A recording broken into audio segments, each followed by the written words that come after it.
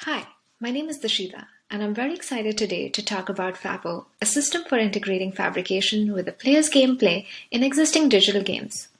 Imagine if we could fabricate physical versions of digital objects from our gameplays. For example, when you capture a game character, you can fabricate its physical collectible, like this Pokemon, or when you acquire a game object, you can fabricate it to use it as a game controller like the sword. FabO's framework allows fabrication of such creative objects by auto-generating the fabrication files from various digital games.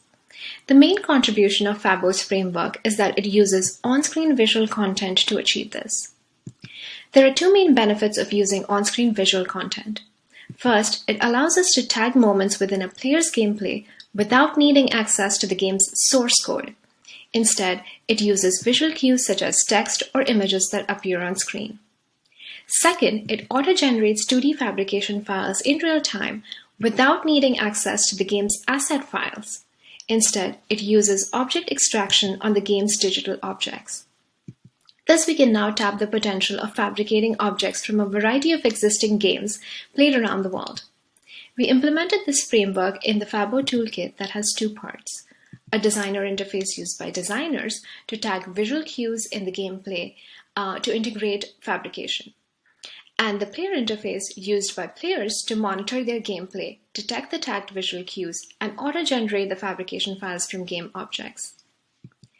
Here's a demo of the interfaces. Let's say the designer wants her player to fabricate a Pikachu collectible when they catch one in the game Pokemon Let's Go. To achieve this, the designer first sources a video of the gameplay either from online or records her own. When the desired event occurs in the video, she uses the designer interface to import the scene's screenshot and tag the associated visual cues such as this text cue that says, "You have encountered a Pikachu," or the image cue of Pikachu itself. She then chooses the object to fabricate from the scene, for example, this Pikachu figure, either by choosing it herself, letting her players choose, or linking an external fabrication file. After setting the features and generating the event file, she finally saves and exports the event file.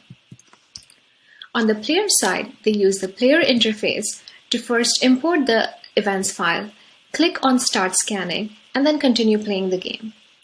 FabO's player interface scans their screen during the gameplay, looking for the tagged visual cues.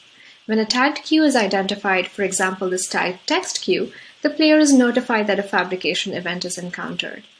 At this time, the players can either pause playing to fabricate the object or continue playing and fabricate at the end of the gameplay. For fabrication from the player's interface, the player can access the auto-generated SVG files and fine-tune them for 2D fabrication. Please refer to the paper for more details on additional features and implementation.